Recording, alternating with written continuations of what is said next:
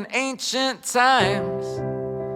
Hey, I'm Joe Iconis. And I'm Jennifer Ashley Tepper. And this is the podcast that's all about my album. Today we're going to be talking about the very first song on the album called Album. Great job. In later times, album was a book of blank papers of white on which you'd write a Let's poem, talk about make a the picture song of that will start it all off. What is the title song of the album called? Why it's called Album. Of course. You were referring to album. Now, this is the first song on album. Yeah. It's the last song you wrote for the project, right? Yes, correct. Jerome Robbins style. Yeah. Like, came in, told us what it was all about. It's my comedy tonight. Yes, exactly. Yeah. It's just like that. How did this song come about? The song came about because I was trying to think, as I was putting all the songs together, I was trying to think of what I wanted the whole thing to start off with. And I had a few tunes that felt like they were potential candidates for the first song on the album song, but nothing was really like taking the lead, you know? And so initially, when I was first, hatching this project, I said, I want to relieve myself of the pressure of writing absolutely anything new for this record. There's like so much to record already. There's so much to record already, and it was like, so much of it would be new to anyone. But like, yeah. Why write something new? Yeah, I mean, and some of the songs were like basically, never before heard or once before heard, and so it felt like don't write anything new, just record what you have, and then.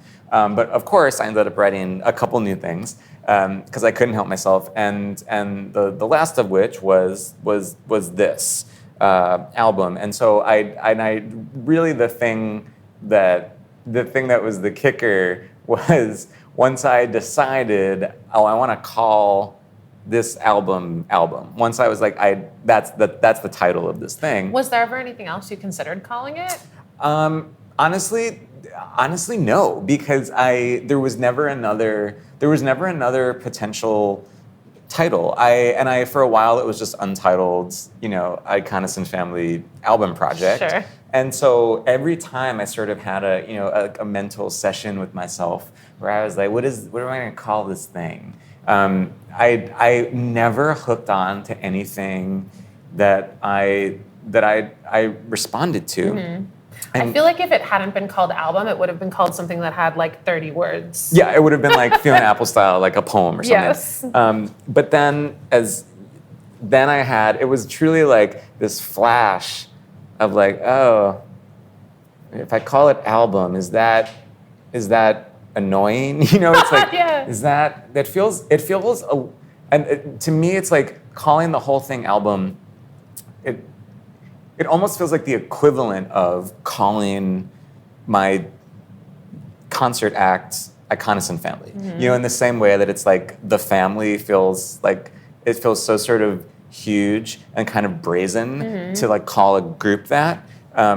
It feels kind of huge and brazen to call an album just album, Yeah. And then the more I thought about it, the more I thought of the different sort of meanings of that word and how while it is a very sort of short, blunt, obvious descriptor of a massive project, it also conjures up, images of picture albums to me and family albums and this idea of like snapshots that occur through a life. And then it started to take on more and more resonance to me, just the word,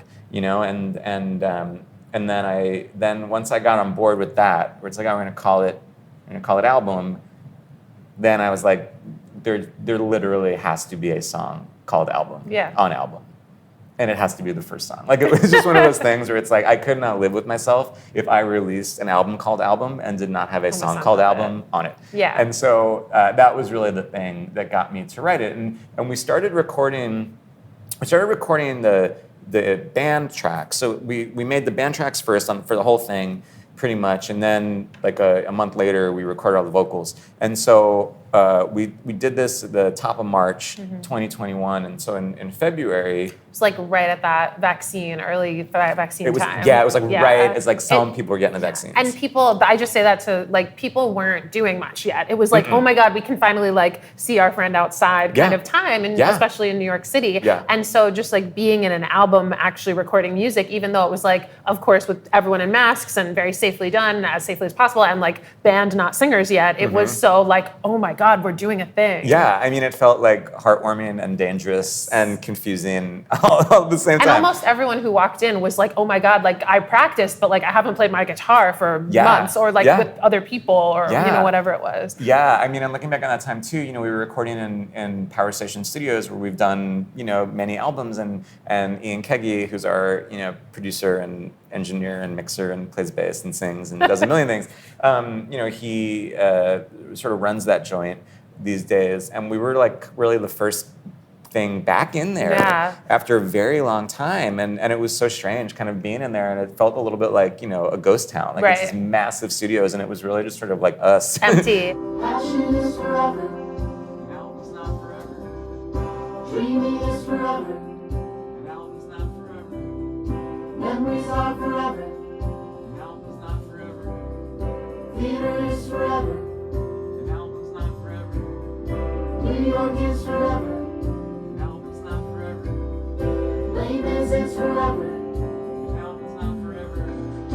Critics are forever, breakups not forever. Feelings are forever, failure's not forever. Resistance is forever, anger's not forever. Forgiveness is forever, struggle's not forever.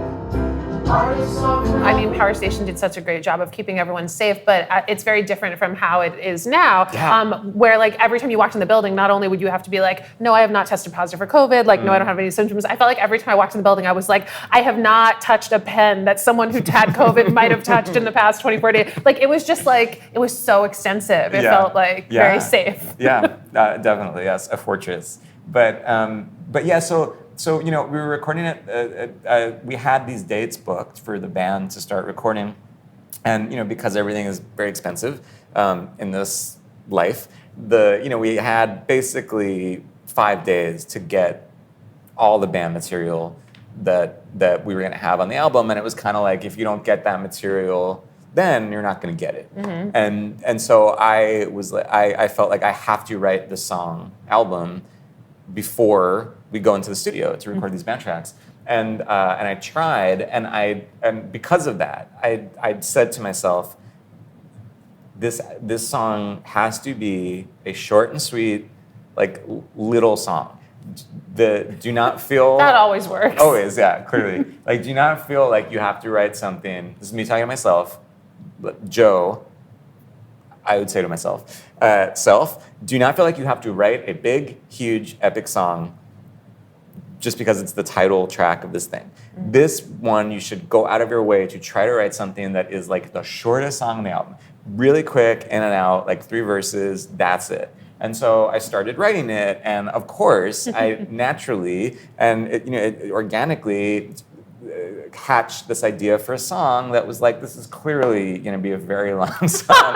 It's clearly going to be so involved, and you know, I got into it. I got into the first verse, and then I just couldn't write anymore. So I didn't finish it for that first initial chunk of band sessions, and I thought I will get to it at some point, and we're just going to figure out a way how to record this. And it became this thing where all throughout this whole process of making this album, which took months and months and months and months, I would say to Ian and Charlie, my collaborators, I would say like, and there's this other song coming, but it's like real short. It's just a little song. It's gonna be so easy. I'm sure they believed you. They know you very well. They know, yeah, and they'd be like, okay, haha. Be like, it's only gonna involve me. It's gonna be really short and simple, and don't worry about it.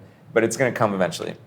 And so because of that, and because of how it all kind of worked out, I ended up not finishing writing the song until the summer when we were sort of doing our last little bits of recording. And so while a lot of the songs on the album, a lot of the 44 are songs that I wrote, in a relatively short amount of time, I tend to think a lot about what I'm going to write before I ever put pen to paper. And then when I do, I tend to write fairly quickly, or at least fairly concentrated. An album was so the opposite. It was the actual writing of the song was so sort of sprawling and occurred over such a long period of time in so many different places. And I started the song in the basement of my family's house on Long Island.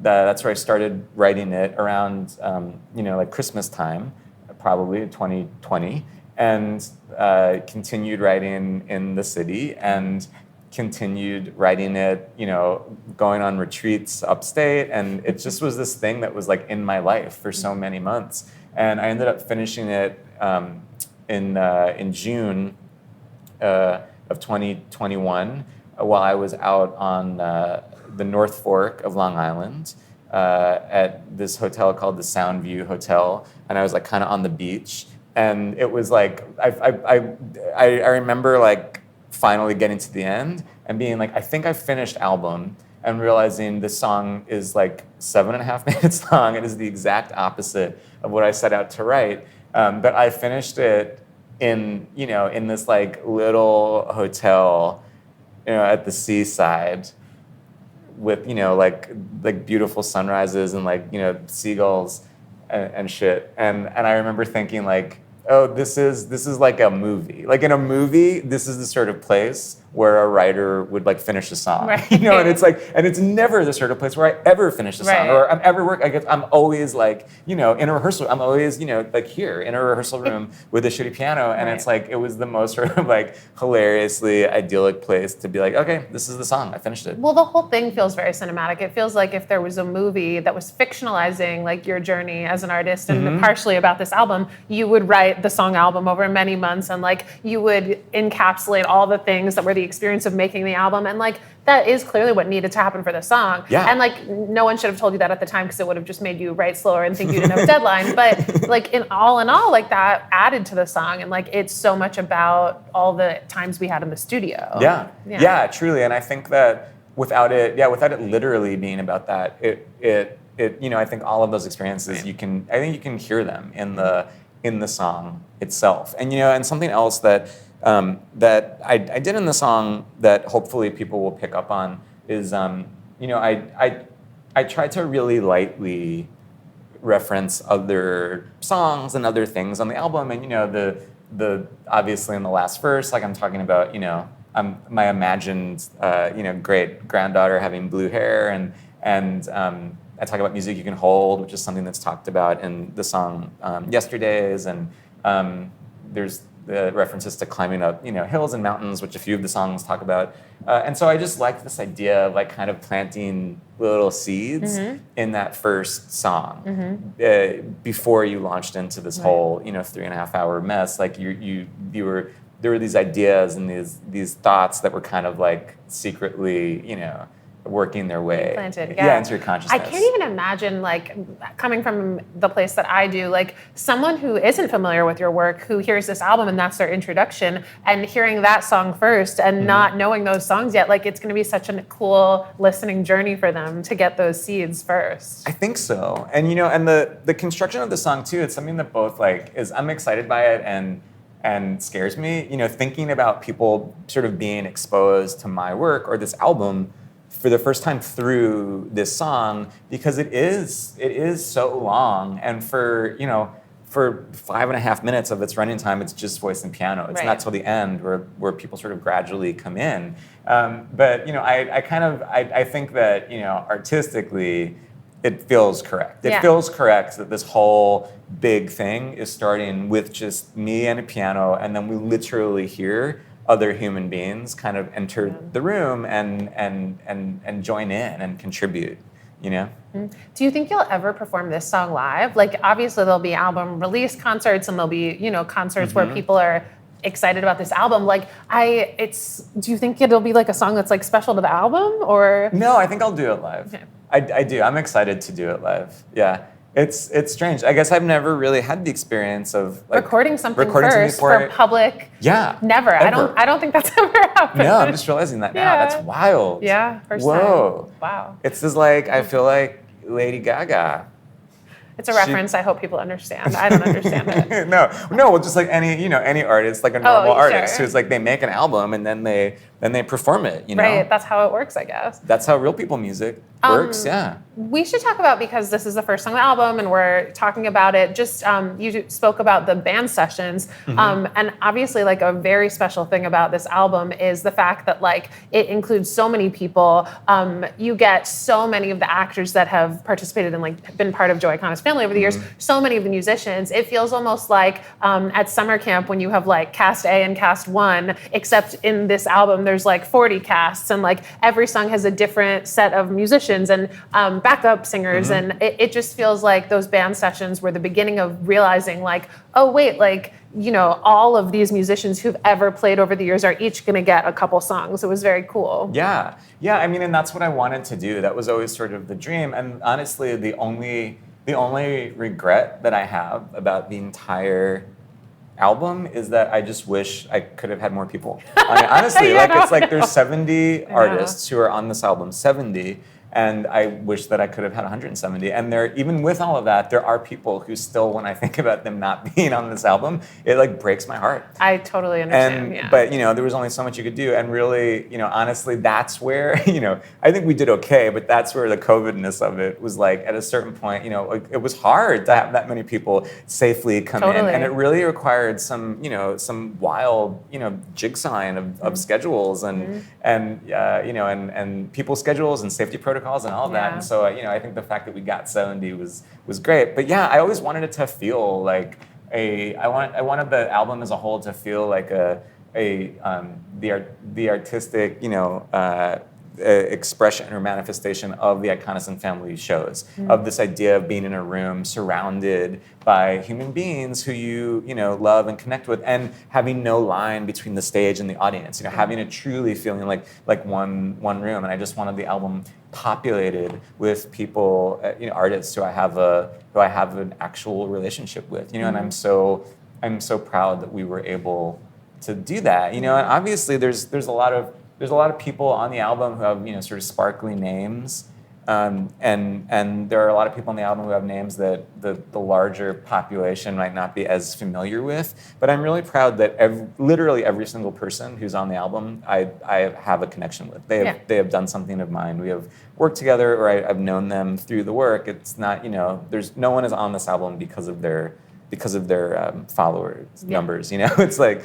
It's for real, and I'd like to think that comes across in the performances and in the whole thing. Well, it's such a special combination of folks that have been part of Iconis and family for years, singing songs that they originated, or songs that like they only sang once that were really special, and then they recorded it for the album. And then also like the special bonus thing of songs that were not their song from any Iconis and family concert. That like Alan H. Green is someone who's worked with you on many things and was one of the leads in Broadway Bounty Hunter, and like his song that he sings lead on the album is like a brand new Alan H. Green moment. Like there's such a good combination of fitting people to like a perfect song, but maybe it was something they've done a million times, maybe they've never done it. Yeah, and I think it's that whole, it's in the spirit of the summer camp thing, It was summer camp with a whole lot more COVID tests. Yeah, that's the subtitle of the album.